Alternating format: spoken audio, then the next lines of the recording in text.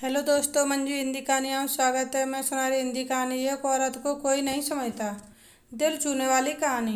एक गृहिणी रोजाना की तरह आज फिर भगवान का नाम लेकर उठी थी। किचन में आई और चूल्हे पर चाय का पानी चढ़ाया।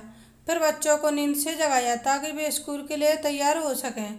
कुछ ही पलों में वो अपने सास ससुर को चाय देकर आई। फिर बच्चों का नाश्ता तैयार किया और इस बीच उसने बच्चों को ड्रेस भी पहनाई। फिर बच्चों को नाश्ता कराया। पति के लिए दोपहर का टिफिन बनाना भी जरूरी था। इस बीच स्कूल का रिक्शा आ गया और वो बच्चों को इस रिक्शा तक छोड़ने चली गईं। वापस आकर पति का टिफिन बनाया और फिर मेज से जूठे बर्तन इकट्ठा किए। इस बीच पतिदेव की आवाज़ आई कि मेरे कपड़े निकाल दो। उनको ऑफिस जाने के लिए कपड़े निकाल कर दिए।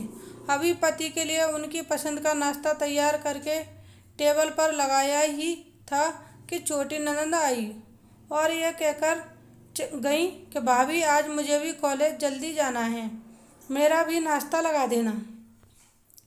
तभी देवर की भी आवाज़ आई कि भाभी, नाश्ता तैयार हो गया क्या? अभी लीजिए, नाश्ता तैयार है। पति और देवर ने नाश्ता किया और अखबार पढ़कर अपने अपने ऑफिस के लिए निकल चली। उसने मेज से खाली बर्तन समेटे और सास ससुर के लिए उनका परहेज का नाश्ता तैयार करने लगी।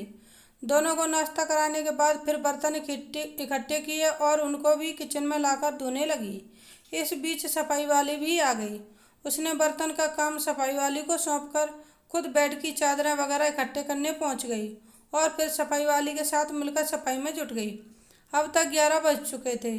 अभी वो पूरी तरह काम समेट भी ना पाई थी कि कल कॉल बेल बजी। दरवाज़ा खोला तो सामने बड़ी ननद और उसके पति और बच्चे सामने खड़े थे। उसने खुशी खुशी सभी को आदर के साथ घर में बुलाया और उनसे बातें करते करते उनके आने से हुई खुशी का इजहार करती रही। ननद की फरमाइश के मुताबिक नाश्ता तैयार करने के बाद अभी वो नंद के पास बैठी ही थी कि सास की आवाज़ आई, बहू, खाने का क्या प्रोग्राम है? उसने घड़ी पर नज़र डाली तो 12 बज रहे थे। उसकी फिक्र बढ़ गई। वो जल्दी से फ्रिज की तरफ लपकी और सब्जी निकाली और फिर से दोपहर के खाने की तैयार में जुट गई। खाना बनाते बनाते अब दोपहर का 2 बज चुके थे। बच्चे स्कूल से आने वाले थे। लो, बच्चे आ गए। उसने जल्दी जल्दी बच्चों की ड्रेस उतारी और उनका मुंह हाथ धुलाकर उनको खाना खिलाया। इस बीच छोटी नंद भी कॉलेज से आ गई और देवर भी आ चुके थे।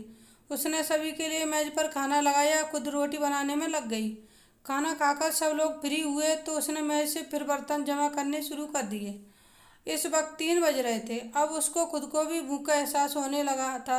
उसने हॉटपॉट देखा तो उसमें कोई रोटी नहीं बची थी। फिर से किचन की ओर रुख किया। तभी पतिदेव घर में दाखिल होते हुए बोले कि आज देर हो गई, भूख बहुत लगी है, जल्दी से खाना लगा दो। उसने जल्दी जल्दी पति के लिए खाना बनाया और मेज पर खाना लगाकर पति को किचन से गरम रोटी बनाकर ला कर देने लगी।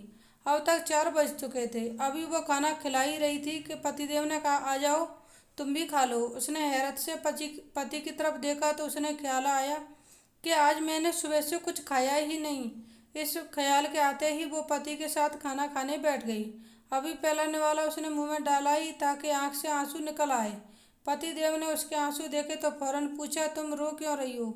वो खामोश रही और सोचने लगी कि इन्हें कैसे बताऊंगी ससुराल में कितनी मेहनत के बाद ये रोटी का निवाला नसीब होता है और ये लोग मुफ्त की रोटी कहते हैं। पति के बार बार पूछने पर उसने सिर्फ इतना कहा, कुछ नहीं, बस ऐसे ही आंसू आ गए। पति मुस्कुराए और बोले, तुम औरतें भी बड़ी बेवकूफ़ होती हो, बिना वजह रोना शुरू कर देती हो। आप इसे शेयर नहीं करेंगे अगर आपको भी लगता है कि गृहिणी मुफ्त की रोटियां तोड़ती है। घर की बहू भी इंसान होती है, वो सबका ख्याल रखती है, लेकिन उसका ख्याल कोई नहीं रखता। ऐसा क्यों? प्लीज़ भाई बहनों, अपने घर की औरत पर जुल्म ना करो, उसका भी ख्याल रखो और कोई और ना सही पति को तो देखना चाहिए। Thanks for watching. Please like, share and subscribe.